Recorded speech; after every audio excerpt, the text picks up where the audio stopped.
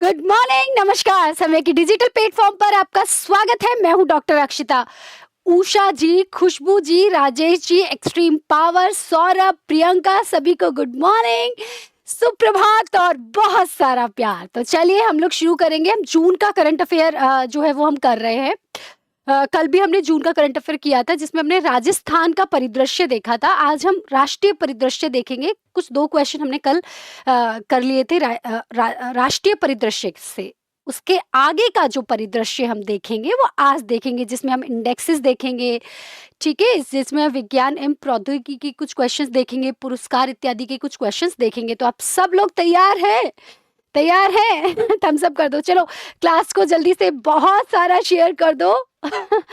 और और और बहुत सारा शेयर कर दीजिए और अपने स्टेटस लगा लीजिए। चलिए, उससे पहले एक ज़रूरी सूचना। आपको पता है 19 जनवरी 2025 को सम्यक के जो संस्थान है, सम्यक संस्थान पर एक परीक्षा का आयोजन हो रहा है। आपको पता है 2 फरवरी 2025 को जो आपका आरएस प्रीलिम्स का एग्ज़ाम है, उसी से रिलेटेड, मतलब वो वहाँ पर किस तरीके का एग्ज़ाम आएगा, क्या टेंशन रहती है, हमारे कॉम्पिटिशन में कितने सारे लोग हैं, वो सब कुछ जो है वो हमें पता चल पाएगा। लेकिन वो तभी पता चल पाएगा जब हम 19 जनवरी वाला जो पेपर है वो देंगे। तो प्लीज़, मैं तो हमेशा ये बोलती हूँ कि कोशिश करना कि ऑफ़लाइन वो क्वेश्चन दें। आप कोशिश करना कि ऑफलाइन जो है आप ये पेपर दे पाओ। अच्छा, उसका रीज़न ये है कि जब आप यहाँ आओगे ना, तो 3 घंटे एक जगह बैठने का एक्सपीरियंस, आधे घंटे पहले वो सेंटर पे जाने का एक्सपीरियंस, ठीक है? उसके साथ हमारे आस-पास जो बच्चे एग्ज़ाम दे रहे होते हैं, ठीक है? उस एग्ज़ाम को मतलब फ़ील करने का, उस अपने कॉम्पिटिटर्स को फ़ील करने का एक बहुत अच्छा मौका होता है। कोशिश करना ऑफलाइन दे दो। बाकी का ऑनलाइन का ऑप्शन तो आपके पास है ही। वो माहौल को एक बार, उस डर को महसूस करो कि 19 तारीख को पेपर देने जाना है, 19 तारीख को पेपर देने जाना है, 19 तारीख को पेपर देने जाना है। तो 10 से 1 का टाइम ये रहेगा, ठीक है? और चूँकि 19 जनवरी को तो लगभग जो भी हमने, क्योंकि देखो साथ के साथ आपकी आंसर की आपको मिल जाएगी, आपका रिज़ल्ट आ जाएगा, तो आपको पता भी चल जाएगा कि भई हमें किन चीज़ों के ऊपर और काम करना है। तो परिमार्जन के लिए लगभग 2 फरवरी तक, यानी 1 फरवरी में मान के चलती हूँ, तो लगभग 10 दिन आपके पास होंगे कि 10 दिन में आप थोड़ा और परिमार्जन कर सकते हो। अपनी जो भी गलतियाँ वहाँ आपने कर दी होंगी ना 19 जनवरी को, वो अब गलतियाँ 2 फरवरी को ना दोहराओ, ये होगा। प्रोसेस क्या है? देखिए, क्यूआर कोड दे रखा है, स्कैन कर सकते हैं। मात्र 51 रुपीज़ का जो है वो आपको स्कैन करके देना है।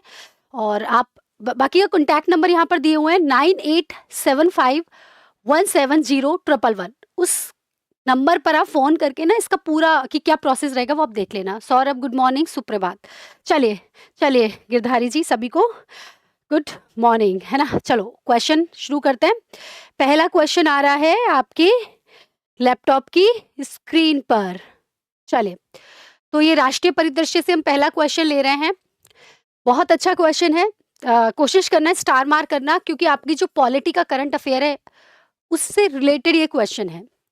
किसी राज्य के नाम परिवर्तन के संदर्भ में निम्नलिखित कथनों पर विचार कीजिए।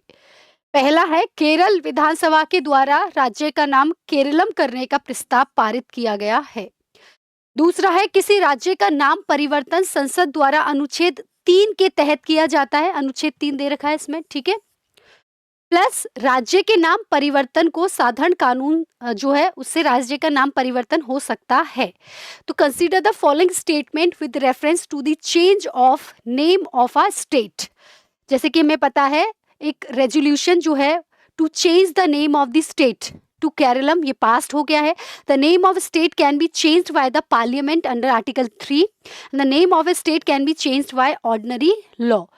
तो बहुत सारे विद्यार्थी दे रहे हैं सभी सही है। संजय ने बोला है सभी सही है, लखन भी कह रहे हैं बिल्कुल बिल्कुल बिल्कुल, सभी जो हैं इसमें सही है। देखिए, अभी आपको इसमें 2-3 चीज़ें यदि मैं देखूँ तो हमें पता है कि जब हम अनुच्छेद 3 की बात करते हैं तो अनुच्छेद 3 में जो है वो नया राज्य का पुनर्गठन हो गया, राज्यों की सीमा परिवर्तन हो गया, या राज्यों के नाम में परिवर्तन हो गया। मैंने कहा नए राज्य की अपन बात कर सकते हैं, ठीक है? या फिर जो पुराने राज्य हैं उन राज्यों का पुनर्गठन, है ना? राज्यों का पुनर्गठन या राज्य के क्षेत्र में अगर परिवर्तन करना है तो उसके लिए हम कार्य कर सकते हैं। प्लस राज्य के नाम में यदि परिवर्तन करना है तो वो भी अनुच्छेद वो भी अनुच्छेद 3 के अंतर्गत होता है। अच्छा, एक चीज़ और इसमें याद रखना, आपको पता है इससे पहले जो पश्चिम बंगाल है, उससे पहले पश्चिम बंगाल ने भी ऐसी माँग रखी थी। पश्चिम बंगाल ने भी जो है पहले ऐसे कहा था या पहले ऐसी माँग रखी है इससे पहले, अभी हाल ही के दिनों में, मतलब थोड़े टाइम पहले उन्होंने कहा था कि हमारा नाम भी जो है चेंज करके बांग्ला जो है वो कर दिया जाए। हालाँकि हमारे राष्ट्रपति जी ने इसे क्या कर दिया था ना, राष्ट्रपति जी ने इसको खारिज कर दिया था कि नहीं, है ना? बांग्ला, पश्चिम बंगाल ने भी पहले कहा था कि हमारा जो है वो बांग्ला नाम कर दिया जाए, हमारे राज्य का नाम है, बांग्ला रख दिया जाए, लेकिन राष्ट्रपति ने इनकी उस याचिका को क्या कर दिया था, खारिज कर दिया है। इसी के साथ-साथ चलो अनुच्छेद 3 के साथ-साथ अनुसूची 8 में भी ये कहा गया है कि उन्होंने ये भी कहा है कि अनुसूची 8 में भी जो है इस केरलम भाषा को जो है वो शामिल किया जाए, ये भी कहा गया है। तो ये 3 यहाँ पे बेसिकली प्रस्ताव पास हुए हैं, तो ये हमें याद रखना है भी। इससे पहले बंगाल भी ये कर चुका है, हालाँकि ये खारिज हो गया था। इसी के साथ-साथ अनुच्छेद 3 में ये कहा गया और बिल्कुल साधारण कानून के तहत जो है ये होता है। तो बिल्कुल तीनों जो हैं वो इसमें बिल्कुल एकदम सही हैं। चलिए, एक और क्वेश्चन आ रहा है आपकी लैपटॉप की स्क्रीन पर। बिल्कुल भाषाओं की बात, बिल्कुल, बिल्कुल सही कह रहे हैं, है ना? भाषाओं की बात कही गई है। 22 भाषाओं जो हैं, बिल्कुल, बिल्कुल 22 जो हैं अभी उसके लिए कहा गया है कि अभी जो है वो इसमें परिवर्तन किया जाए। ये क्या हो गया? ये क्या मिट जाता है ना? भाषाओं की जो है वो बात कही गई है, तो उन्होंने कहा कि केरलम भाषा को भी इसमें ऐड किया जाए। बिल्कुल, बिल्कुल। तो ये 3-4 चीज़ें इसके साथ हुई हैं। चलिए, एक और क्वेश्चन, राष्ट्रपति की क्षमादान शक्ति के संदर्भ में निम्नलिखित स्थानों पर या निम्नलिखित कथनों पर विचार कीजिए। Consider the following statement with reference to the pardoning power of the president. हाल ही में राष्ट्रपति द्रौपदी मुर्मू ने आतंकी मोहम्मद आरिफ उर्फ अशफाक की दयाचिका खारिज की है। राष्ट्रपति की क्षमादान शक्ति का उल्लेख अनुच्छेद 71 में दिया गया है। तो बहुत सारे माया ने, वंशिका जी ने और संजय ने, दीपिका ने, रीना ने, अर्चना ने, गिरधारी ने, हरविंदर ने बिल्कुल जो है वो बिल्कुल, बिल्कुल, बिल्कुल, बिल्कुल, बिल्कुल, बिल्कुल, बिल्कुल जो है वो सही उत्तर जो है वो दे दी। महाभियोग की बात नहीं कर रहे थे गुलाब जी हम तो क्षमादान शक्ति की बात कर रहे हैं। एक का आंसर भी आ गया 72 बिल्कुल सही है। तो केवल एक इसमें सही है क्योंकि जो क्षमादान की शक्ति का उल्लेख किया गया है वो अनुच्छेद 72 में किया गया है, बिल्कुल सही है। देखिए, 2 तरह की क्षमादान की शक्ति की बात करते हैं। एक तो राष्ट्रपति को क्षमादान की शक्ति मिलती है, ठीक है? एक हमें पता है कि राज्यपाल को क्षमादान की शक्ति मिलती है, ठीक है? राष्ट्रपति की यदि बात करते हैं तो अनुच्छेद 72 में ये कहा गया है, ठीक है? और राज्यपाल की यदि क्षमादान की शक्ति की बात करते हैं तो अनुच्छेद 161 में जो है ये कहा गया है। बिल्कुल डॉली जी, बिल्कुल, बिल्कुल। तो राष्ट्रपति को जो है क्षमादान की शक्ति प्राप्त है और 5 तरह की शक्तियाँ बेसिकली इन्हें हैं, है ना? हमें पता है कि हम बात करें तो 5 तरह की क्षमादान की शक्तियों का बिल्कुल, बिल्कुल, है ना? बिल्कुल, बिल्कुल। मैम प्लीज़ क्लास का टाइम थोड़ा जल्दी कर दो। ठीक है, मैं कोशिश कर रहे हैं। देखिए, अभी थोड़ा-सा कोशिश मैं भी कर रही हूँ क्योंकि और भी क्लासेस होती हैं सर, तो उसी के हिसाब से मैनेज होती है। सारी क्लास जो है थोड़ी डिस्टर्ब करनी पड़ेंगी। चलो कोशिश करते हैं। मैंने कहा आपको कि क्षमादान की, अच्छा याद रखना, ये मोहम्मद आरिफ उर्फ अशफाक जो हैं, ये वही हैं जिन्होंने लगभग 24 साल पहले लाल किले पर हमला किया था। आतंकी, ये पाकिस्तानी आतंकी हैं ये। मैंने कहा ये जो हैं, ये जो हैं, ये पाकिस्तानी आतंकी हैं, बिल्कुल।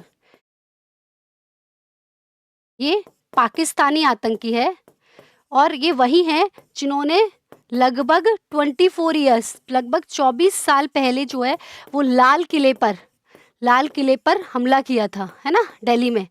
तो उसके लिए इनको जो है मृत्यु दंड की सज़ा जो है वो सुनाई गई है। तो उन्होंने उसके लिए क्षमादान की शक्ति, मतलब उन्होंने राज्यपाल को क्षमादान के लिए भेजा था कि मुझे जो है बिल्कुल क्षमा कर दिया जाए, लेकिन राज्यपाल जी ने अभी इसके ऊपर कुछ भी कार्य नहीं किया है ना? चलो, बिल्कुल, बिल्कुल, बिल्कुल। चलो बहुत अच्छा, आपने ये क्वेश्चन का जवाब दे ही दिया, हमने भी दे दिया। चलो, एक और क्वेश्चन आ रहा है आपकी लैपटॉप की या मोबाइल की स्क्रीन पर, लाल किले से बिल्कुल, बिल्कुल, बिल्कुल, बिल्कुल संबंधित है। निम्नलिखित तथ्यों पर विचार कीजिए। भारत को वर्ष 2023-24 में सर्वाधिक एफडीआई सिंगापुर से प्राप्त हुआ है। भारत को वर्ष 2023-24 में सर्वाधिक रेमिटेंस यूएसए से प्राप्त हुआ है।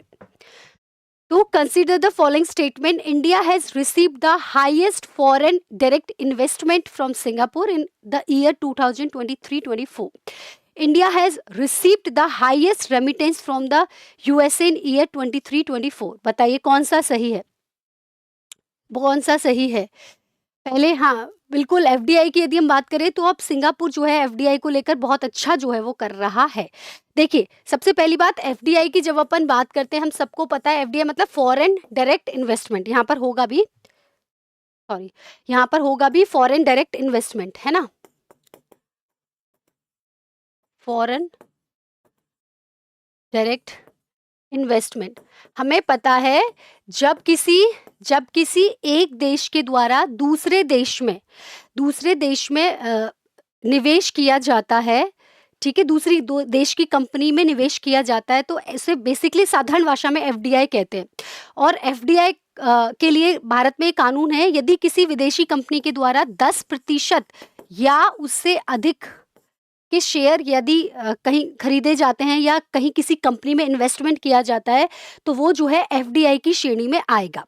तो मैंने कहा एफडीआई का मतलब क्या हुआ, किसी जैसे अमेरिका के लोग जो हैं, वो अमेरिका के लोग जो है, अमेरिका का कोई निवेशक है, अमेरिका की कोई कंपनी है, वो भारत की किसी कंपनी में इन्वेस्टमेंट करे, निवेश करे, तो वो प्रत्यक्ष विदेशी निवेश होगा। लेकिन ये कहा गया है कि यदि उसका निवेश उस कंपनी में 10% से ज़्यादा होगा या 10% होगा, तभी उसको एफडीआई की श्रेणी में हम लाएंगे। यदि उसने छोटा मोटा निवेश किया है तो हम नहीं मानेंगे। तो किसी कंपनी के अधिकार, उसके मैनेजमेंट में उसको कुछ अधिकार मिल सकते हैं, तो वो तभी मिलेंगे जब 10% से अधिक हो।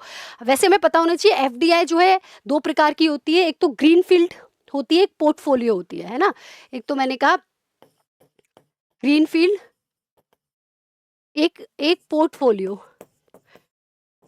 2 प्रकार की जो है होती है। ग्रीन फील्ड का मतलब क्या होता है, ग्रीन फील्ड एफडीआई कौन सी होती है, जो किसी एक कंपनी के द्वारा दूसरी कंपनी में, है ना, किसी विदेशी कंपनी के द्वारा दूसरी कंपनी में बिल्कुल की जाती है, ग्रीन फील्ड कहलाती है। और पोर्टफोलियो जब किसी शेयर बाजार के अंतर्गत ये किया जाता है। तो बेसिकली यदि हम देखें तो भारत में सबसे ज्यादा जो एफडीआई हमें प्राप्त हुआ है वो सिंगापुर से प्राप्त हुआ है। बिल्कुल सही है भाई, पहले मॉरिशस, मलेशिया मैक्सिमम होता था, बट अभी इस बार सिंगापुर से हमें सबसे ज्यादा एफडीआई प्राप्त हुआ है। इसी के साथ साथ 2023-24 की बात हो रही है।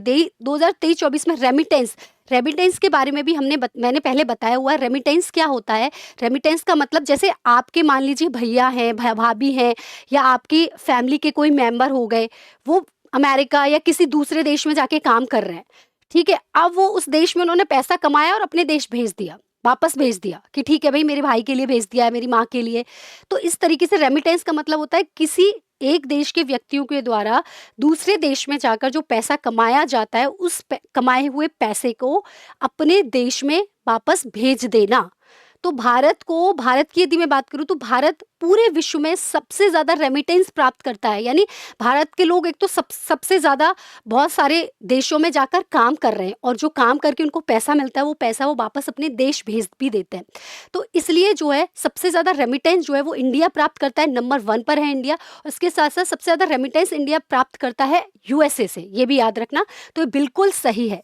तो रेमिटेंस की मैंने बात की थी। जब अपन रेमिटेंस देखते हैं, धन प्रेषण इसे बोलते हैं, धन प्रेषण इसे बोलते हैं, रेमिटेंस इसे बोलते हैं। रेमिटेंस का मतलब क्या होता है, रेमिटेंस इसे बोलते हैं। तो सबसे ज्यादा रेमिटेंस का मतलब मैंने बता ही दिया, और सबसे ज्यादा जो है हम यूएसए से प्राप्त करते हैं। और भारत जो है वो रेमिटेंस प्राप्त करने में, भारत विश्व में नंबर 1 पर है, विश्व में नंबर 1 पर है रेमिटेंस प्राप्त करने में, ठीक है। तो इसका मतलब इसके जो दोनों कथन हैं वो बिल्कुल सही हैं, पहला और दूसरा जो है बिल्कुल सही है। अब मैं थोड़ा स्पीड से लूंगी, जल्दी जल्दी कराऊंगी क्वेश्चन। तो मैं पता है 2018-19 से भारत के लिए एफडीआई निवेश का सबसे बड़ा स्रोत जो है वो सिंगापुर रहा है। यही क्वेश्चन था हमारा, है ना, कि सिंगापुर से सबसे ज्यादा एफडीआई हमें प्राप्त हुआ है, ठीक है। उसी के साथ 2023-24 में सिंगापुर से एफडीआई हालांकि 31.55 से घटकर जो है परसेंट से घटकर केवल 11.77 बिलियन डॉलर रह गया, लेकिन फिर भी सबसे ज्यादा है, ठीक है। इसी के साथ साथ अगर 2024 में बात करें तो काफी सारे हमारे एफडीआई में जो है वो गिरावट आई है। हालांकि अगर मैं बात करूं सिंगापुर की, तो सबसे ज्यादा जो निवेश हमें एफडीआई का प्राप्त हुआ है वो सिंगापुर से ही प्राप्त हुआ है। चलिए विज्ञान एवं प्रौद्योगिकी का एक क्वेश्चन ले रहे हैं, बड़ा अच्छा क्वेश्चन है। हाँ, बड़ा अच्छा क्वेश्चन है। निम्नलिखित के पहले, मैम सिंगापुर है ना? सिंगापुर है। मैम पहले आप शायद निर्यात की बात कर रही हो या बिज़नेस की बात कर रही हो, एफडीआई इज़ डिफरेंट, इसलिए मैंने एफडीआई की बात करा है। मैं मुझे लगता है आप निर्यात की बात कर रहे हो, शायद माया। चलिए, एक और क्वेश्चन, भारत के पहले स्वदेशी आत्मघाती ड्रोन के संदर्भ में कुछ कथन दिए गए हैं, बताइए। इसका नाम नागशास्त्र 1 है, इसे डीआरडीओ द्वारा विकसित किया गया है। तीसरा है, इसकी मैन इन लूप रेंज जो है 15 किलोमीटर और ऑटोनोमस मोड पर इसकी रेंज जो है 30 किलोमीटर हो जाती है। तो कितने सही हैं बताओ? मुकेश जी कह रहे हैं पहला और तीसरा सही है। माया कह रही हैं केवल ए सही है। बिल्कुल, कितना तेज है रे, अच्छा ओके, ठीक है। तो इंडिया का फर्स्ट इंडिजीनियस सुसाइड ड्रोन है। बिल्कुल, बिल्कुल नहीं, गलत। ये गलत बता दिया आपने। मुकेश जी ये सही आंसर नहीं है, कल का आंसर बता रहे हो आप, ये सही नहीं है। चलो, पहला वैसे बिल्कुल सही है, इसको डीआरडीओ के द्वारा विकसित नहीं किया गया है, बल्कि इसे किसी दूसरी संस्था के द्वारा जो है विकसित किया गया है। वो दूसरी संस्था कौन सी है आपको पता होना चाहिए, ये है नागपुर की सोलर इंडस्ट्रीज की सहायक कंपनी है, इकोनॉमिक एक्सप्लोसिव लिमिटेड नाम है इसका, इसके द्वारा ये विकसित किया गया है। अच्छा, ये जो स्वदेशी आत्मघाती ड्रोन का मतलब क्या हुआ? स्वदेशी आत्मघाती ड्रोन का मतलब होता है, मतलब ये ऐसा ड्रोन है जो कि अनमेन्ड व्हीकल है, मतलब अनमेन्ड एरियल व्हीकल तो ये है ही, यूएवी है ना, मैंने कहा अनमेन्ड एरियल व्हीकल तो ये है ही, प्लस ये उड़ेगा और जो इसका जो निशाना होगा, जो निशाना है मतलब इसको डिसाइड किया गया है, उस सटीक निशाने पर जाकर खुद ही बम विस्फोट हो जाएगा। तो खुद तो खत्म होगा ही, लेकिन सामने वाले को भी खत्म कर देगा, इसलिए इसको सुसाइड, हम आत्मघाती ड्रोन कह रहे हैं। मतलब ड्रोन पता लगाएगा सारी चीजें, एक तो ये बहुत ऊंचाई पर उड़ेगा, तो ये राडार की पकड़ में नहीं आएगा, क्योंकि राडार जो होता है वो क्या होता है, रिमोट डिटेक्शन, यदि हम बात करें मतलब रेडियो डिटेक्शन, रेंजिंग जो है वो राडार होता है, तो राडार जो अपने आसपास की चीज़ों का पता लगाता है। अब ये कि राडार की पकड़ में नहीं आएगा, क्योंकि एक तो बहुत ऊंचाई पे उड़ेगा, 1 घंटे तक लगातार उड़ सकता है, और इसको जो भी निशाना इसमें सेट किया गया है कि आपको इस निशाने पर जाकर क्या करना है, हमला करना है, तो ये उस निशाने पर जाएगा और खुद भी फट जाएगा और सामने वाले को भी खत्म कर देगा। इसलिए जो है ये आत्मघाती ड्रोन है, याद रखना, नागशास्त्र 1 इसका नाम है, नाग की तरह जाएगा, डसेगा और खुद भी खत्म और सामने वाला भी खत्म, ठीक है। और अगर नॉर्मल बात करें तो 15 किलोमीटर इसकी रेंज है, लेकिन जब इसको ऑटो मतलब कोई व्यक्ति उड़ाएगा तो 15 किलोमीटर की रेंज तक उड़ा सकता है, लेकिन अगर ऑटोनोमस मोड पे इसको डाल दो तो ये लगभग 30 किलोमीटर की ऊंचाई तक जो है ये, मतलब इसकी रेंज जो है वो रहती है। तो नागशास्त्र एक जो अनमेन्ड एरियल व्हीकल पर आधारित लोइटरिंग म्यूनिशन है। लोइटरिंग म्यूनिशन का मतलब होता है इसमें एक जो आपकी मिसाइल होती है वो और ड्रोन दोनों के गुण हैं। मिसाइल के भी गुण हैं, वहां जाएगा और फट जाएगा और फाड़ देगा, खत्म कर देगा। इसी तरीके से इसमें जो है मतलब ड्रोन के भी गुण हैं, तो दोनों गुण जो है वो इसमें हैं। बिल्कुल पूरे साल का करंट ला रहे हैं शुभम, हम बहुत जल्दी ला रहे हैं, है ना, ला रहे हैं। शायद हो सकता है कि 1-2 दिन में आपको नोटिस भी आ जाएगा इसका, के लिए डिजाइन किया गया। तो लोइटरिंग म्यूटेशन आप समझ रहे होंगे, इसका प्राथमिक कार्य लक्ष्यों के ऊपर मंडराना है, जीपीएस सक्षम सटीकता के साथ सटीक हमले करना है, जो 2 किलोमीटर की उल्लेखनीय सटीकता जो है वो प्राप्त करता है। ठीक है, चलिए इसकी पीडीएफ आपको मिल जाएगी हमारे टेलीग्राम चैनल पर। कोशिश कर रही हूँ मैं जल्दी जल्दी ज़्यादा से ज़्यादा क्वेश्चन करा सकूँ, इसलिए मैं बहुत सारी चीज़ें ना हम अपन बताते नहीं हैं। वर्ल्ड टेबल टेनिस कंटेनर के संदर्भ में कुछ कथन दिए गए हैं, बताइए। कंटेनर है, इसका आयोजन लागोस नाइजीरिया में किया गया था। श्रीजा अकुला महिला एकल खिताब जीतने वाली पहली भारतीय बन गई हैं टेबल टेनिस की। टी टी टक टक टक टक। इसका महिला युगल खिताब भारत की श्रीजा अकुला और अर्चना कामथ ने जीता है, बताइए कौन सा सही है। तो माया कह रही है तीनों सही है, प्रियंका कह रही है पहला और तीसरा। शुभम कह रहे हैं मैम ऑफलाइन फीस, फीस मतलब कितनी है इसकी, किसकी बात कर रहे हैं शुभम, मुझे समझ में नहीं आया। और वैसे भी फीस का मुझे पता नहीं होगा टू बी वेरी फ्रैंक, आप ना इसके जो कॉन्टैक्ट नंबर है उस पर बात कर लीजिए। बिल्कुल मुकेश कह रहे हैं सभी सही है, बिल्कुल सही है। टीटी में जो है, टीटी नाइजीरिया में हुआ है, लागोस में जो है ये हुआ है, महिला एकल का जो खिताब है इसके अंतर्गत वो बिल्कुल सही है, श्रीजा अकुला ने जीत लिया है और पहली भारतीय वो बन गई हैं। इसका जो महिला युगल है उसका खिताब श्रीजा के साथ-साथ अर्चना कामथ ने जीता है। चलिए ये भी बिल्कुल आपका सही यहाँ पर हो जाता है। तो हैदराबाद की हैं श्रीजा अकुला जी जिन्होंने ये जो है खिताब जीता है। हालाँकि भारत को टीटी में 3 स्वर्ण, 1 रजत और 5 कांस्य पदक प्राप्त हुए थे। चलिए बहुत अच्छा क्वेश्चन आ रहा है। इंटरनेशनल हॉकी फेडरेशन ने हॉकी पुरुष जूनियर विश्व कप 2025 की मेजबानी किस देश को सौंपी है? भूटान को, श्रीलंका को, भारत को या चीन को? बहुत अच्छा है। इंटरनेशनल हॉकी फेडरेशन ने उसने जो अपनी जूनियर वर्ल्ड कप है हॉकी का वो किसको सौंपा है उसकी मेजबानी? हाँ जी बताएं, अभी आंसर आए नहीं हैं। उसकी मेजबानी किसको सौंपी है? भूटान, श्रीलंका, भारत या फिर चाइना?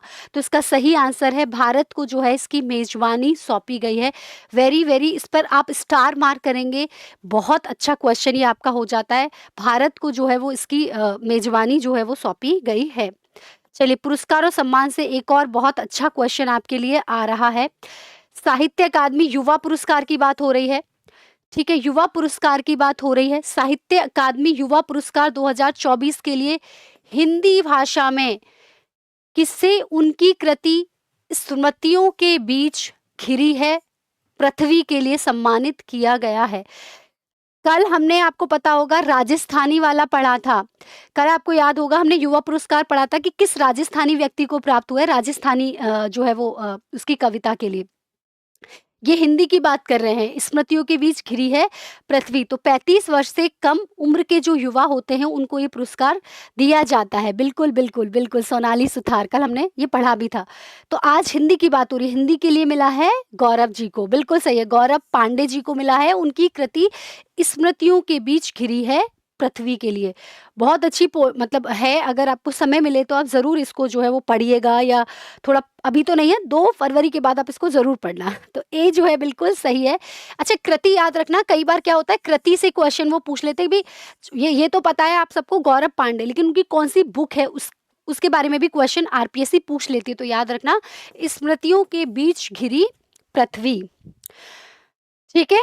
चलिए, थोड़ा-सा मैं इसके बारे में बता रही थी कि साहित्य अकादमी के हमने युवा पुरस्कार चूँकि कल भी देख लिए थे, तो मैं चाह रही थी कि आज थोड़ा बाल पुरस्कार के, बाल साहित्य जो पुरस्कार प्राप्त हुए ना, उनके बारे में और देख लेते, क्योंकि ये भी बहुत अच्छा क्वेश्चन बनता है। तो इसलिए ये भी मैं लेके आई आपके लिए कि साहित्य अकादमी का युवा पुरस्कार हमने राजस्थानी भाषा में भी देख लिया, हमने हिंदी भाषा में भी देख लिया, है ना? और राजस्थानी हिंदी भाषा से क्वेश्चन आ सकता है। हमें पता है 24 के लिए मिलते हैं, 23 के लिए मिला, 23 के लिए पहले घोषणा हुई, संस्कृत के लिए बाद में घोषणा हुई है। ऐसे ही साहित्य अकादमी के जो बाल साहित्य पुरस्कार हैं, उसके संदर्भ में यदि मैं बात करूँ तो हिंदी भाषा के लिए देवेंद्र कुमार जी को मिला है 51 बाल कहानियों के लिए। ठीक है, याद रखना, ये भी वो युवा पुरस्कार थे, ये बाल साहित्य हैं, याद रखना वो युवा थे। इससे पहले वाले जो हमने पढ़े वो युवा थे। ठीक है, ये वाला पहले युवा वाले हमने पढ़ लिए, ये बाल साहित्य का है। क्वेश्चन मैं चाहती तो यहाँ से भी बना सकती थी, लेकिन मैंने क्वेश्चन की जगह इसको पूरा थ्योरी या कंटेंट ही ले लिया है। इसमें अंग्रेजी भाषा में नंदिनी सेन गुप्ता को मिला है the blue horse and amazing animals stories from Indian history उपन्यास के लिए। ठीक है, इसमें राजस्थानी भाषा में प्रहलाद सिंह को मिला है छोरना को महारी धाड़ी कविता संग्रह के लिए। तो सब कह रहे हैं बिल्कुल सही है मैडम, तीनों ही सही हैं। सब कह रहे हैं मैडम तीनों ही सही हैं, अब तो तीनों को ही क्या कर दो, टिक कर दो। बिल्कुल रीना जी, आपकी बात हम मानेंगे। ऐसा कैसे हो सकता है कि हम आपकी बात जो है वो नहीं माने, ये संभव ही नहीं है। तो बिल्कुल आपने बिल्कुल सही जो है वो जवाब यहाँ पर दे दिया है। तो चलिए, आपका जवाब जो है वो बिल्कुल सही है।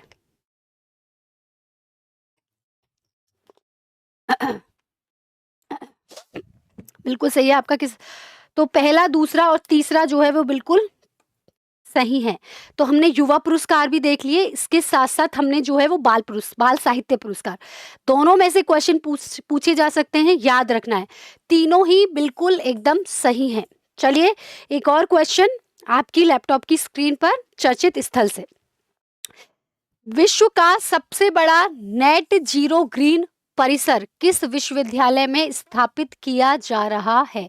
बहुत अच्छा क्वेश्चन है, बहुत अच्छा क्वेश्चन है। विश्व का सबसे बड़ा नेट जीरो ग्रीन परिसर किस विश्वविद्यालय में स्थापित? रिचपाल कह रहे हैं नालंदा, मुकेश कह रही हैं नालंदा, निकिता कह रहे हैं सी, है ना? बिल्कुल आपकी बात मान लेंगे। अच्छा, बिहार में है ये, हमें पता है।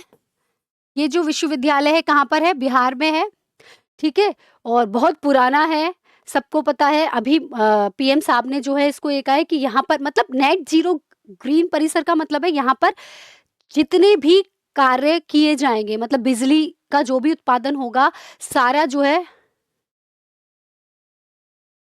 बिल्कुल, बिल्कुल। हाँ, सही बोल रहे हो निकिता। इसमें जो इम्पोर्टेंट ये है कि इसमें जो भी मतलब जैसे बिजली से आपकी जो भी वहाँ पे लाइट चलेंगी, सब कुछ जो है वो सोलर लाइट इत्यादि से होंगी। इसका जो वेस्ट होगा उसको भी हम रिसाइकिल करके उसमें एनर्जी कन्वर्ट करेंगे। मतलब पूरी तरीके से नेट ज़ीरो, मतलब इसमें किसी भी तरीके का जो है वो कार्बन उत्सर्जन नहीं होगा इस परिसर में। सारी चीज़ें रिसाइकिल हो जाएँगी, सारी चीज़ें जो है सौर ऊर्जा इत्यादि से हो रही हैं। इसका मतलब ये है, ठीक है? तो प्रधानमंत्री नरेंद्र मोदी जी ने बिहार के राजगीर में नालंदा विश्वविद्यालय के एक नए परिसर का क्या किया? उद्घाटन किया है। इस नए परिसर में नेट जीरो ग्रीन कैंपस है ये। मतलब इसमें सोलर प्लांट हैं, घरेलू पेयजल उपचार संयंत्र हैं, मतलब कुछ भी वेस्ट नहीं होगा। अपशिष्ट जल के पुनः उपयोग, रिसाइकल हो जाएगा सारा।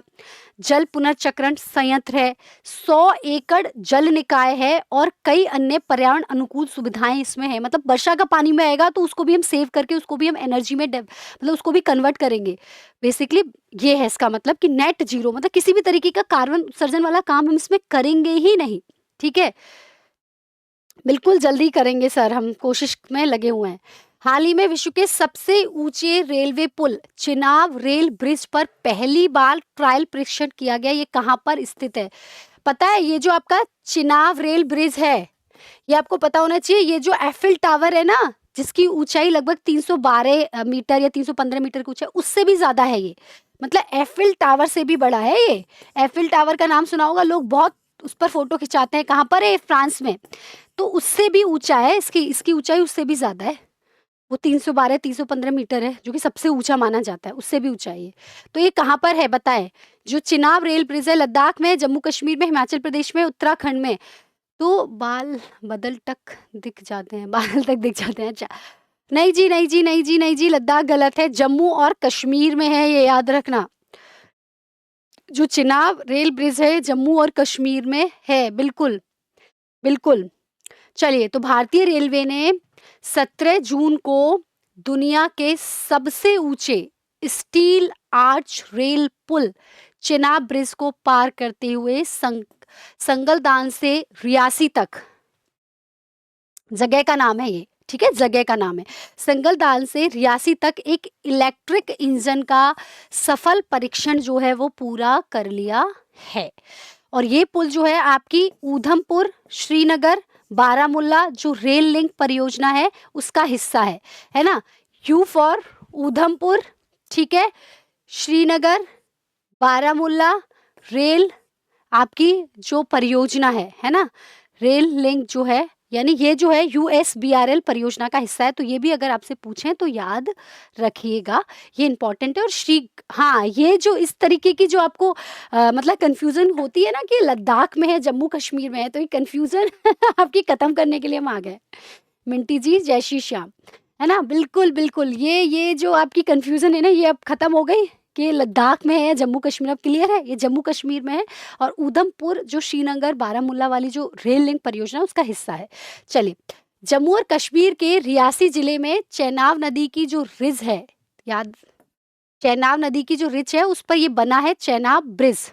ये चिनाब नदी की धारा से 359 मीटर लगभग 1178 फीट की ऊंचाई पर है, जो एफिल टावर से भी ऊंचा है। एफिल टावर शायद 312 315 मीटर की कुछ लंबाई है इसकी, एग्जैक्ट मुझे याद नहीं आ रहा, 312 315 के आसपास है। ये उससे भी ऊंचा है, तो विश्व का सबसे ऊंचा ये रेलवे ब्रिज हो गया, ठीक है? चलो, एक और क्वेश्चन इंडेक्स एंड रिपोर्ट से। वैश्विक ऊर्जा संक्रमण सूचकांक के संदर्भ में कुछ कथन दिए गए हैं, उन पर विचार कीजिए। बिल्कुल, रियासी जिले में तो खनिज निकले थे ना कुछ। हाँ, वहाँ पर ये काम चल मतलब खनिज इत्यादि निकलते हैं, लेकिन वहाँ पर अभी इसके लिए जो है वो रोक रखा है, मना कर रखा है। Consider the following statement with reference to the global energy transition index.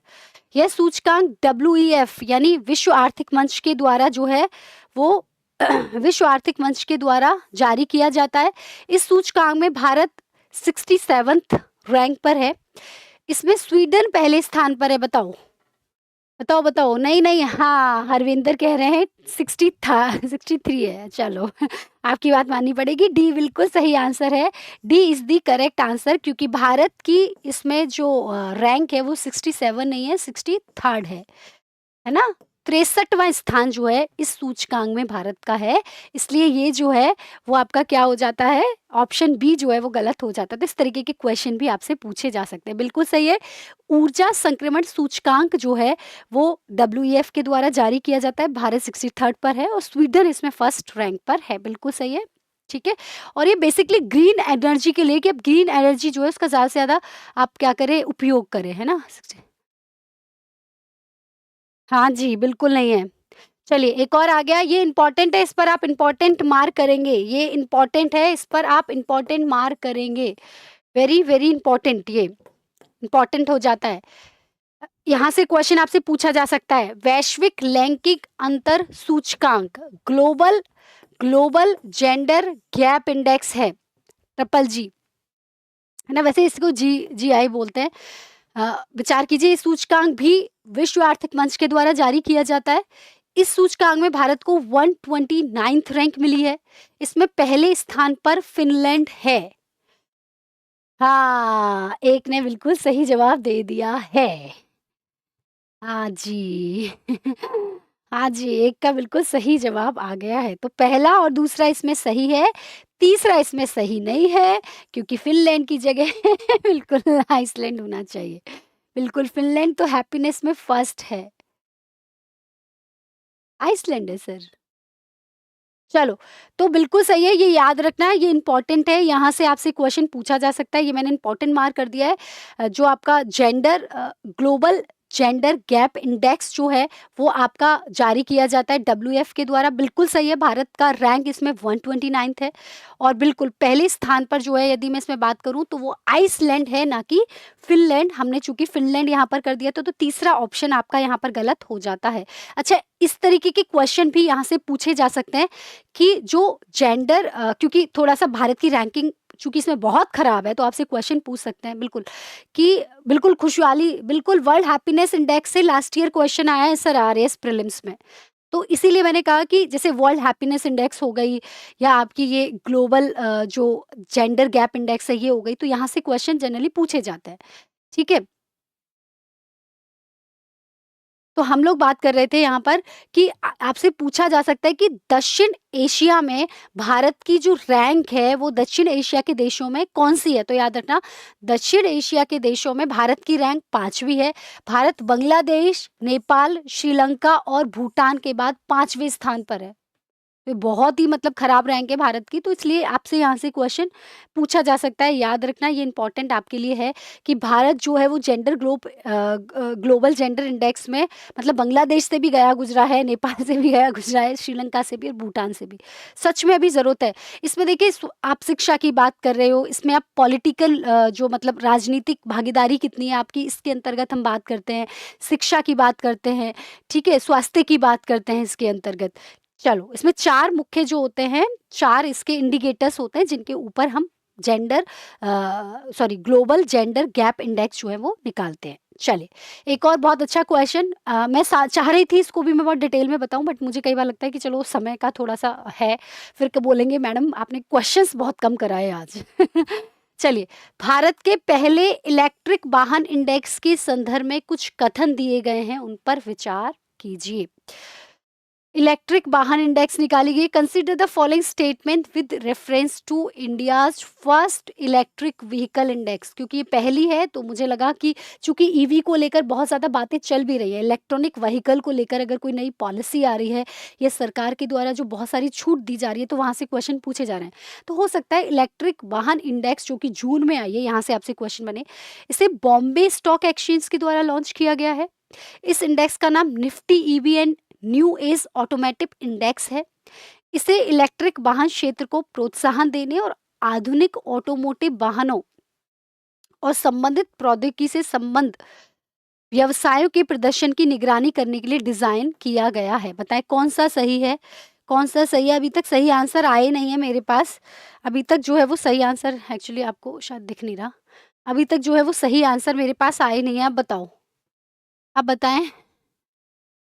सुख सुखचरण सिंह बोल रहे हैं मैडम सी, उषा कह रहे हैं सी और हरविंदर कह रहे हैं पहला गलत है। तो चलो आपकी बात मान लेते हैं। देखिए वैसे तो ये दिमाग से भी हो जाएगा।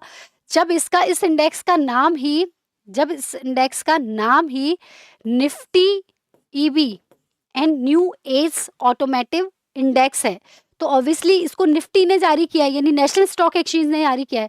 हमें पता है जब हम नेशनल स्टॉक एक्सचेंज की बात करते हैं तो नेशनल स्टॉक एक्सचेंज जो है आपका, मैंने कहा जब हम नेशनल स्टॉक एक्सचेंज की जब हम बात करते हैं तो हमें पता है कि जो सबसे प्रतिष्ठित 50 कंपनियां होती हैं उनके लिए जो नेशनल स्टॉक एक्सचेंज जारी करता है वो निफ्टी जारी करता है ना। इसीलिए ये है ना नेशनल स्टॉक एक्सचेंज और 50 कंपनियां, इसलिए तो ये 50 है। आपने पढ़ा भी होगा जो प्रमुख 50 कंपनियां होते हैं उनके जो इंडेक्स है, मतलब उनकी जो सूचना ये जारी करता है 50 प्रमुख कंपनियों की, है ना, उद्योगों की, उसका जो उसको ये जारी करता है। तो निफ्टी कौन बनाता है भैया? National stock exchange.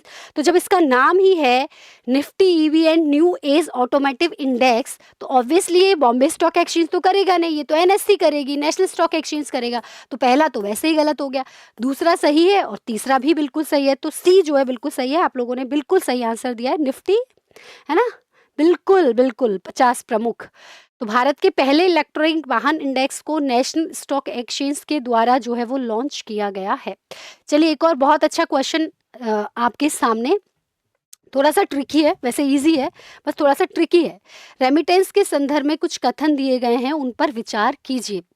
हाल ही में भारत वित्त वर्ष 2023-24 में विश्व में सर्वाधिक रेमिटेंस प्राप्तकर्ता देश बन गया है। Rahul good morning. भारत को रेमिटेंस के रूप में सर्वाधिक राशि खाड़ी देशों से प्राप्त हुई है। बताएं फटाफट क्या सही जो है वो इसका आंसर रहेगा, बताएं, है ना, बताएं इसका आंसर जो है वो क्या सही है। तो इसके बारे में पहले ही बता चुकी हूँ। रेमिटेंस धन प्रेषण, यानी हमारे यहाँ के लोग जो बाहर जाके काम कर रहे हैं और अपना पैसा जो है वापस हमें भेज रहे हैं। तो भारत दुनिया में सर्वाधिक जो है रेमिटेंस प्राप्त करता है, सबसे ज्यादा। भारतीय विदेशों में कहते हैं ना ये दिल है हिंदुस्तानी, है ना। और वैसे भी कहते हैं ना, लंदन देखा, पेरिस देखा, सब देखा, लेकिन कहीं नहीं है दूसरा हिंदुस्तान। तो हिंदुस्तान के लोग अपने देश को प्रेम करते हैं और इसलिए अपने घर वालों को सबसे ज़्यादा जो है वो पैसा वापस भेजते हैं। तो सबसे ज़्यादा रेमिटेंस प्राप्त करता देश जो है वो भारत है। और लेकिन दूसरा ऑप्शन इसमें गलत है मेरे बच्चों, क्योंकि मैं पहले ही बता चुकी हूँ कि सबसे ज़्यादा रेमिटेंस हम खाड़ी देशों से नहीं बल्कि यूएसए से जो है वो प्राप्त कर रहे हैं। क्योंकि यूएसए एक तो डॉलर में कमा रहा है आदमी, डॉलर बहुत महंगा है। पाउंड में तो चलो पॉसिबल, क्योंकि पाउंड में नहीं कमा रहा व्यक्ति, अभी तो डॉलर में ही कमा रहा है। तो सबसे ज़्यादा वैसे भी यूएसए में लोग बड़े बड़े पैकेज पर हैं और बड़ा बड़ा पैसा जो है वो अपने घर वालों को भेज रहे हैं। तो केवल पहला जो है इसमें सही है, दूसरा सही नहीं है। तो भारत को रेमिटेंस के रूप में सर्वाधिक राशि हमें पता है यूएसए से जो है वो प्राप्त होती है। चलिए एक और बहुत अच्छा क्वेश्चन, इंडेक्स से ही है, कल ही भेजे हैं भाई ने, बिल्कुल। जल जीवन मिशन के संदर्भ में कुछ कथन दिए गए हैं, बताएं। पहला, इसके तहत हर घर जल के तहत 11 राज्यों और केंद्र शासित प्रदेशों ने ग्रामीण क्षेत्रों में 100% लक्ष्य हासिल कर लिया है।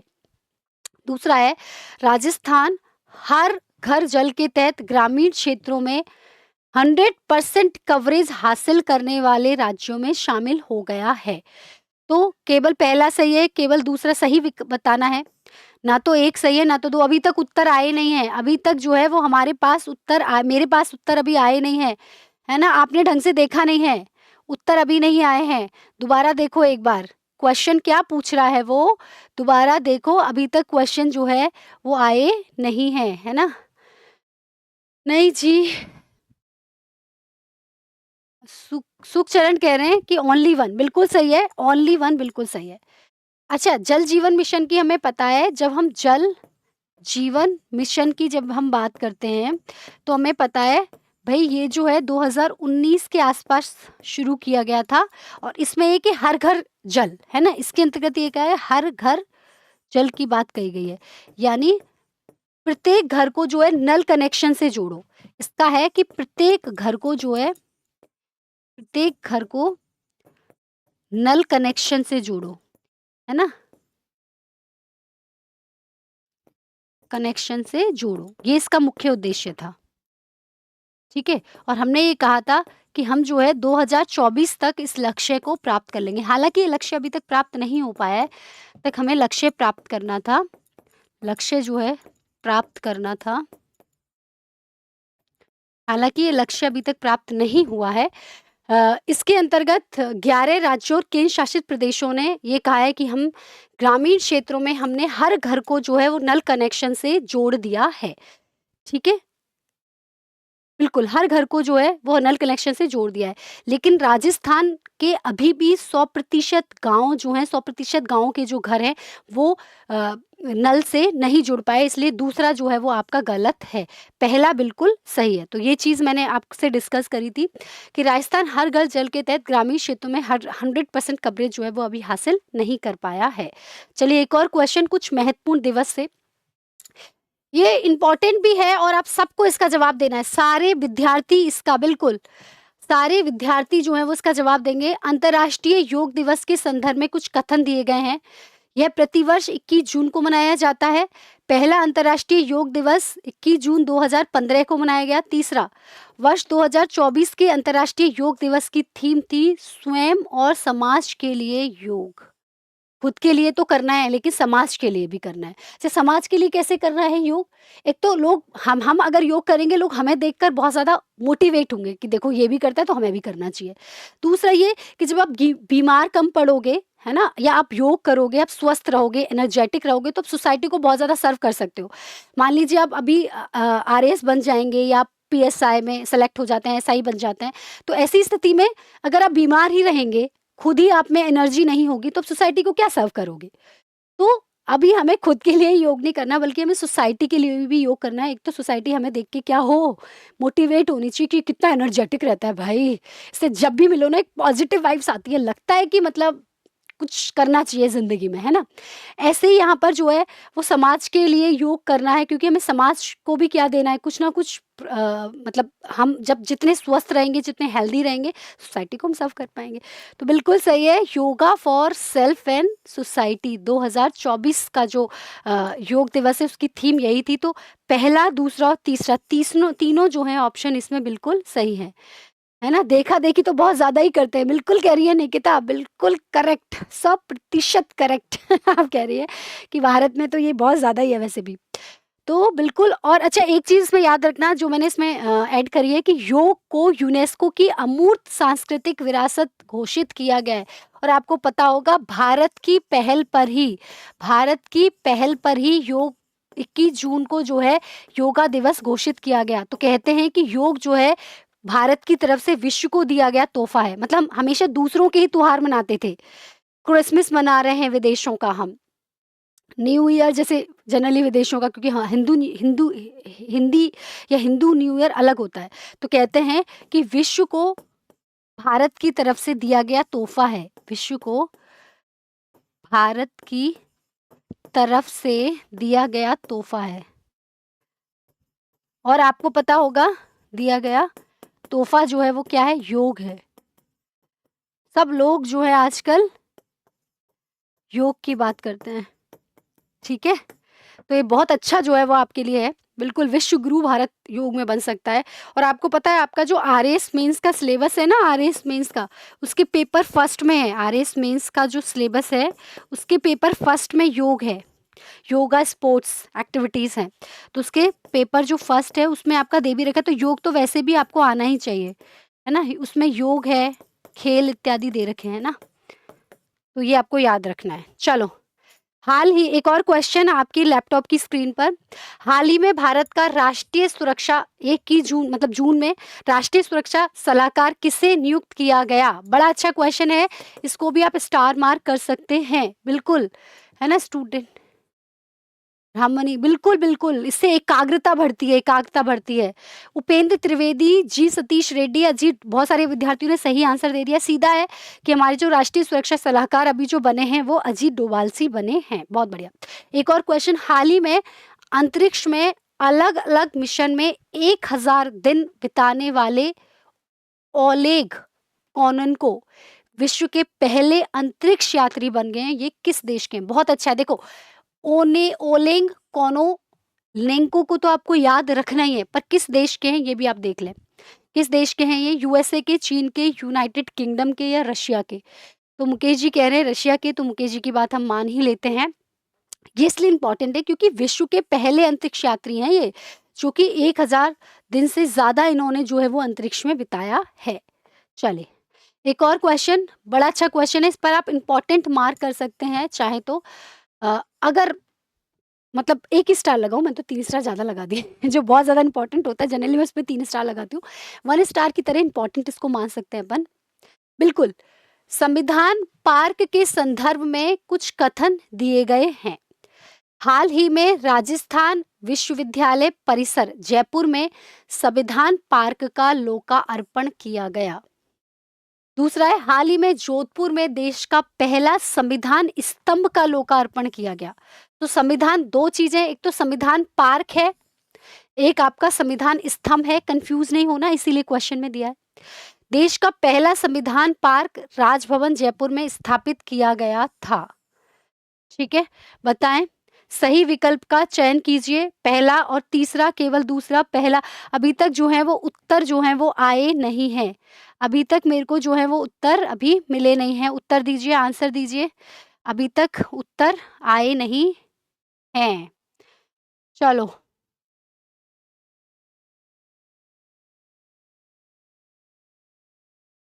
देश का पहला संविधान स्तंभ उदयपुर में है, तो इसका मतलब दूसरा गलत हो गया यो। बिल्कुल, पहला बिल्कुल सही है, तीसरा बिल्कुल सही है, पहला और तीसरा ए इसमें सही है, दूसरा जो है इसमें गलत है। जो आपने बताया अभी, संविधान स्तंभ जो है वो जोधपुर में नहीं है। तो पहला और तीसरा इसमें सही है, दूसरा जो है वो इसके अंतर्गत सही नहीं है। चलिए, एक क्वेश्चन और ले लें, फिर थोड़ा-सा रिवीजन कर लेंगे हम। एक क्वेश्चन और ले लेते हैं। दार एस सलाम बंदरगाह के संदर्भ में कुछ कथन दिए गए। अंतर्राष्ट्रीय परिदृश्य से जो है ये अंतर्राष्ट्रीय परिदृश्य से जो है ये क्वेश्चन पूछा गया है। दार एस सलाम बंदरगाह के संदर्भ में कुछ कथन दिए गए हैं। ये जिबूती देश में स्थित है। ये इसीलिए अभी चर्चा में है। एक तो ये भारत के लिए तो इम्पोर्टेंट है ही, लेकिन जिस देश के लिए इम्पोर्टेंट है उसका मैक्सिमम व्यापार जो है इस बंदरगाह के थ्रू होता है। दूसरा है, भारत के अडानी ग्रुप ने 30 वर्ष के लिए इस बंदरगाह पर कंटेनर टर्मिनल 2 के परिचालन और प्रबंधन के लिए समझौता किया है, इसलिए भारत से बहुत रिलेटेड हो गया है। तो यहाँ से क्वेश्चन आपसे बन सकता है अगर अंतर्राष्ट्रीय परिदृश्य से क्वेश्चन पूछा जाता है तो। बिल्कुल, लोग कह रहे हैं दूसरा एकदम सही है, हमारे बच्चे बोल रहे हैं दूसरा सही है। अच्छा, पहला सही नहीं है, क्यों? क्योंकि जिबूती देश में नहीं है बल्कि तंजानिया में है ना। बिल्कुल, बिल्कुल, तो पहला जो है वो आपका गलत हो जाता है, दूसरा इसमें क्या है, बिल्कुल, बिल्कुल सही है, बिल्कुल सही है। ये रॉन्गली है या राइट है पता नहीं। तो हमें पता है कि दार एस सलाम बंदरगाह तंजानिया का है और लगभग तंजानिया की मुझे लगती है 80% जो मतलब व्यापार होता है वो मतलब इसी बंदरगाह के थ्रू होता है। और ये जो बंदरगाह है भारत के लिए भी इम्पोर्टेंट हो गया क्योंकि भारत का जो अडानी ग्रुप है इसने इसको 30 वर्ष के लिए इसको लीज पर ले लिया, इसलिए इम्पोर्टेंट है। और इस बंदरगाह पर समझौता कर लिया, मतलब बेसिकली कि उसके लीज पे लेने का मतलब है उसका उसका परिचालन भी वही करेगा, उसका मैनेजमेंट भी वही संभालेगा, है ना। उसका कंटेनर टर्मिनल 2 इसके द्वारा लिया गया है। ठीक है, चलिए एक और क्वेश्चन, ये लास्ट है, ठीक है। एक और क्वेश्चन और, हाल ही में अंतरिक्ष में अलग अलग, अच्छा ये तो मैंने कर ही लिया था। हाँ, एक क्वेश्चन ये रहा, G7 समूह के संदर्भ में कुछ कथन दिए गए हैं, उस पर विचार कीजिए। जून से रिलेटेड है ये। यह वर्ष 1975 में स्थापित एक अंतर सरकारी संगठन है। इसमें Canada, France, Germany, Italy, Japan, संयुक्त राज्य अमेरिका और भारत शामिल हैं। G7 की बात हो रही है, ढंग से देखना। इसके 50वें सम्मेलन का आयोजन चूंकि जून में किया गया है और इटली के अपुलिया के फसानो शहर में किया गया है। तो बताइए कौन सा कथन इसमें सही है? एक कथन गलत है, मैं पहले बता रही हूँ। एक कथन इसमें गलत है। तो बताओ कौन सा पहला सही है, दूसरा सही है या तीसरा सही है? एक कथन इसके अंतर्गत गलत है, ढंग से देखना आप, एक कथन इसके अंतर्गत गलत है, ठीक है? हाँ। पहला जो है बिल्कुल सही है इसमें कि ये जो है एक 1975 में ये संगठन जो है बना है। अच्छा तीसरा भी सही है ये, तो याद रखना अभी G7 समूह का जो आयोजन हुआ है वो इटली के फसानू शहर में हुआ है, अपूलिया में, अपूलिया के, ठीक है? तो ये तीसरा याद रखना। हो सकता है कि आपसे सीधे-सीधे ये पूछ लिया जाए कि G7 का सम्मेलन जो है वो जून 2024 में कहाँ पर हुआ? तो याद रखना ये इटली के अपूलिया के फसानू शहर में जो है ये हुआ है। दूसरा इसमें गलत है, दूसरा इसलिए गलत है क्योंकि 50वां जो G7 शिखर सम्मेलन है ये तो सही है, 13 से 15 जून के बीच में हुआ था। ठीक है, अब इसके सदस्य देशों की बात करूँ तो संयुक्त राज्य अमेरिका के राष्ट्रपति जो बिडेन, फ्रांस है इसमें, एम्यूनल मैक्रोन, कनाडा इसमें है, ठीक है। इसी के साथ-साथ इसमें यूनाइटेड किंगडम है, ठीक है। इसी के साथ-साथ इसमें जर्मनी जो है वो है, ठीक है। इसी के साथ-साथ इसमें इटली है। तो एक बच्चे ने जो है बच्चे ने शायद इसमें मतलब सही वो लगाया भी था, आइडिया भी लगाया था। तो दूसरा जो है इसमें ऑप्शन गलत है क्योंकि इसमें Canada, France, Germany, Italy, Japan और यूएसए, अमेरिका है, लेकिन इसके अंतर्गत जो है वो भारत को अभी शामिल नहीं किया गया है। ठीक है? चलो, थोड़ा-सा रिवीजन करते हैं फटाफट से। फटाफट से दूसरा जो है बताया ना, दूसरा ऑप्शन जो है इसके अंतर्गत गलत है। चलो, फटाफट से रिवीजन करते हैं इसका। किसी राज्य के नाम हमने देखा था केरल राज्य के बारे में हमने बात की थी। पहला क्वेश्चन आपका केरल से था। केरल के बारे में जो है हमने बात किया था। क्या प्रॉब्लम हो गई? फटाफट से रिवीजन करते हैं, समय हो गया है।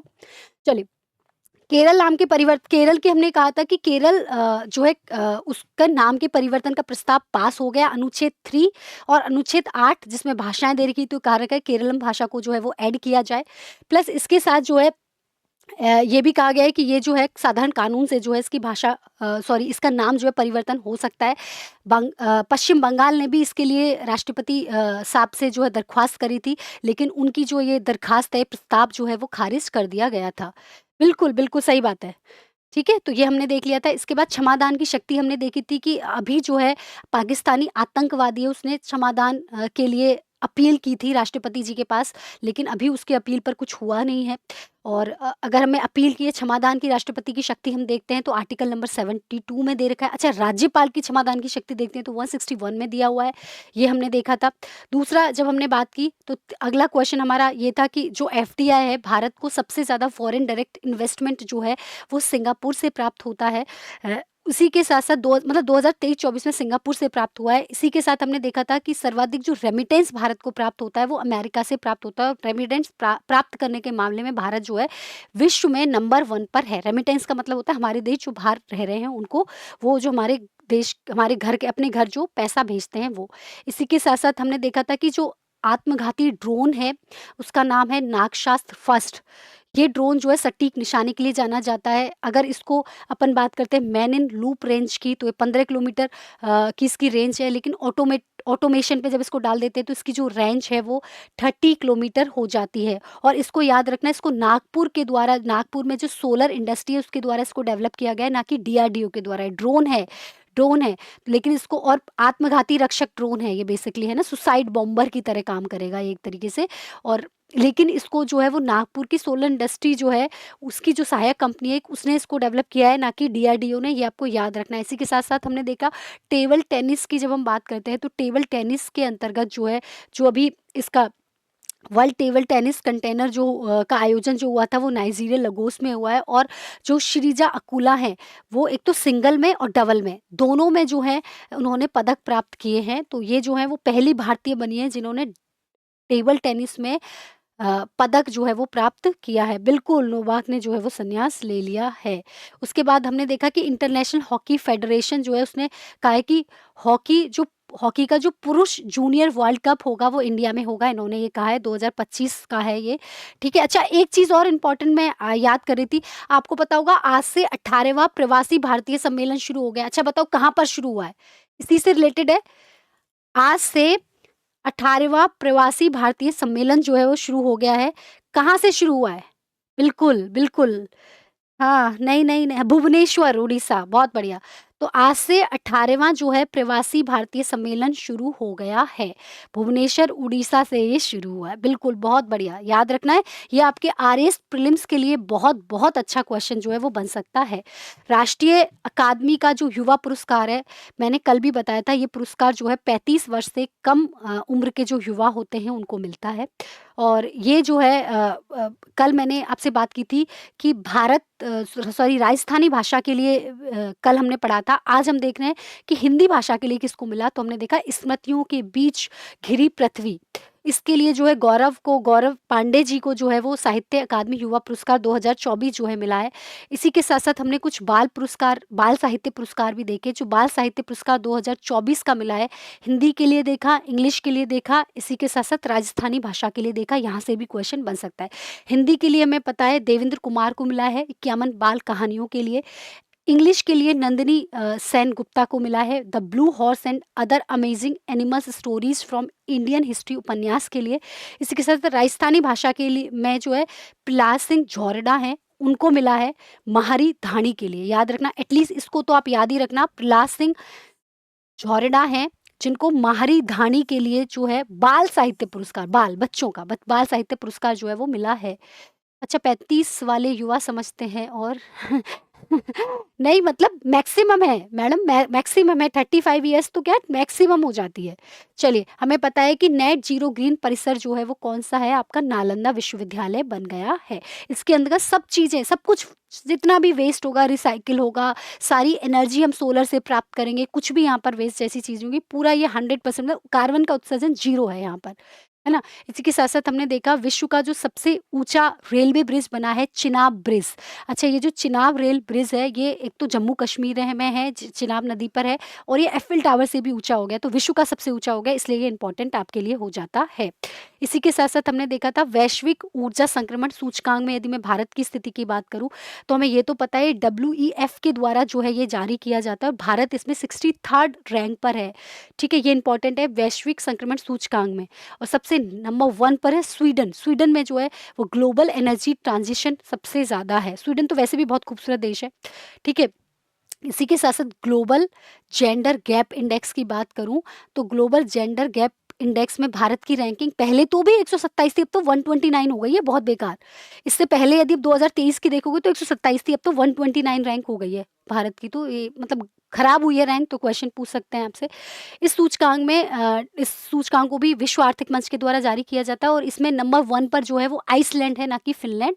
ये इम्पोर्टेंट आपके लिए है। अच्छा, अगर दक्षिण एशिया के देशों में बात करूँ, तो भारत तो बांग्लादेश से भी गया गुज़रा है, भूटान से भी गया गुज़रा है, और यदि मैं बात करूँ तो नेपाल से भी गया गुज़रा है, श्रीलंका से भी गया गुज़रा है। मतलब उसकी रैंकिंग जो है भारत की बहुत खराब है। ठीक है? उसके बाद आगे यदि हम बात करें कि भारत के पहले इलेक्ट्रिक वाहन इंडेक्स जो है उसको किसने जारी किया गया है, हमें पता है, इसको निफ्टी ने, मतलब एनएससी ने जो है इसको जारी किया है, जो इलेक्ट्रिक वाहन इंडेक्स है उसके लिए, मतलब ईवी व्हीकल्स के लिए, ठीक है, बिल्कुल। और ये जो है इसका नाम जो रखा है इन्होंने, इंडेक्स का नाम Nifty Evion new age automotive index जो है वो रखा है। ललिता कह रही है मैम ऑनलाइन पेमेंट नहीं कर पा रहे हैं, तो टेस्ट की फ़ी वही 18 को ही जमा करवा, हाँ, बिल्कुल करा सकते हैं मैम। बिल्कुल, बिल्कुल ललिता जी, आप करा सकते हो, कोई दिक्कत नहीं है, आप आ जाएँ, है ना? बाकी का अगर अभी आपको प्रॉब्लम आ रही है पेमेंट करने में, तो एक बार जो नंबर कॉन्टैक्ट नंबर दिए गए ना, उनको भी अपना प्रॉब्लम बता दो। बाकी का आप यहाँ के भी जमा करा सकते हो, कोई दिक्कत नहीं है। चलिए, उसके बाद यदि मैं देखूँ तो रेमिटेंस के मामले में हमें पता है कि भारत नंबर 1 पर है विश्व में, और सबसे ज़्यादा रेमिटेंस हम यूएसए से प्राप्त करते हैं, डॉलर में कमाते हैं और अपने भारत में भेजते हैं, यूएसए से। चलो, इसी के साथ-साथ हमने आगे देखा था जल जीवन मिशन, जो कि 2019 में शुरू किया गया था, कि हर ग्रामीण क्षेत्रों के जो घर हैं, मतलब हर, देखो शहरों में तो जनरली नल के कनेक्शन होते ही हैं, लेकिन गाँव में भी हर घर में नल से कनेक्शन देना, पानी पहुँचाना, इसका प्रमुख उद्देश्य था। लगभग 11 यूटी, मतलब 11 राज्यों और यूटीज़ ने मिलकर जो है 100% कवरेज इसमें कर लिया है। राजस्थान अभी नहीं कर पाया है। राजस्थान के गाँव के हर घर में अभी जो है नल से कनेक्शन नहीं पहुँचा है। ठीक है? ये इसके अंतर्गत इम्पोर्टेंट था। उसके बाद हमने देखा था अंतर्राष्ट्रीय योग दिवस की बात की थी, भाई 21 जून को मनाया जाता है, 2015 से मनाया जा रहा है। इसी के साथ-साथ इस बार इसकी जो थीम थी वो स्वयं एवं समाज के लिए योग जो है वो रही है। इसी के साथ-साथ एनएसए का जो मतलब राष्ट्रीय सुरक्षा सलाहकार एनएसए जो अभी नियुक्त किए गए हैं, वो अजीत डोभाल जी नियुक्त किए गए हैं। इसी के साथ-साथ हमने देखा था दार एस सलाम जो बंदरगाह है वो तंजानिया में है और ये इसलिए अभी चर्चा में है क्योंकि अडानी ग्रुप ने इसे 30 वर्षों के लिए इसका जो प्रबंधन और परिचालन जो है वो ले लिया है। ठीक है? बिल्कुल, नल लग गए हैं तो पानी नहीं देते हैं। मैम सर नल लगा है तो पानी भी देंगे सर चिंता मत करो। आएगा, आएगा मुकेश जी बिल्कुल आएगा। उसके बाद हमने देखा था कि अंतरिक्ष में अलग-अलग मिशन के तहत जो है वो 1000 से अधिक दिन बिताने वाले विश्व के 1000 दिन से अधिक दिन मतलब सोचो भई 365 दिन का तो 1 साल होता है, तो सोचो कितने साल मतलब लगभग जो है वो हम मान के चलें साढ़े 3 साल, सवा 3 साल के आस-पास हो गया, है ना? सवा 3 साढ़े 3 साल जो हैं ये अंतरिक्ष में रहे हैं। तो ये विश्व के पहले ऐसे यात्री बन गए हैं, इनका नाम है ओलेंग कोनोनेंको। ओलेंग कोनोनेंको और ये रशिया के हैं, रूस के हैं ये अच्छा ये मैंने लगाया नहीं, ये रूस के जो हैं वो हैं। इसी के साथ-साथ आगे एक क्वेश्चन हमने जी7 से देखा था कि जी7 की याद हमें कुछ नहीं रहे तो कम से कम ये याद रखना जी7 जो हुआ है 50 इसका 50वां जो सम्मेलन हुआ है वो इटली के फसानो शहर में हुआ है। इटली के फसानो शहर में हुआ है। ये एटलीस्ट आप याद रखेंगे, ये बहुत-बहुत इम्पोर्टेंट है। चलिए तो आज की क्लास आई होप कि आपको बहुत अच्छी लगी होगी। फिर भी आपको जो है वो कुछ क्वेरीज़ हो तो आप पूछ लीजिएगा और ठीक है, मेरे को पता चल गया कि मेरे को थोड़ा लेट सॉरी लेट नहीं थोड़ा जल्दी जो है वो क्लास शुरू करनी है, तो मैं कोशिश करूँगी और हाँ, बहुत जल्दी आपका जनवरी से लेकर दिसंबर का करंट अफ़ेयर आने वाला है, शायद इसी वीक में एंड में आ जाए। तो पूरा हम एक लंबी क्लास लेंगे, अच्छा-वच्चा खाना-वाना लेके बैठना अपनी क्लास में, ठीक है? तो 4, 5, 6 घंटे हम उस क्लास में पूरा अपना 1 साल का करंट करेंगे और उसमें कंटेंट बेस्ड चीज़ें ज़्यादा लेंगे क्योंकि क्वेश्चन आंसर कराने का तरीका तो हमने बता ही दिया। ठीक है? और टाइम का हम बिल्कुल काम कर रहे हैं मैम टाइम के ऊपर चूँकि क्या है अभी 2 फरवरी को एग्ज़ाम है ना तो क्लासेस बहुत हैं, तो हमें सब कुछ अरेंज करना पड़ रहा है इसलिए थोड़ा टाइम शायद ऑनलाइन का हमसे बहुत ज़्यादा अच्छे से सेट नहीं हो पा रहा है। ठीक है? 11 जनवरी से लगातार मैराथन लग रही है। बिल्कुल, बिल्कुल। तो मिलेंगे अगली क्लास में तब तक खूब सारा खुश रहना है ना, खुशी की कोई खुराक नहीं है ज़िंदगी में। खुशी अपने अंदर से ही होती है। तो खूब खुश रहना है, खूब खुश रहना है।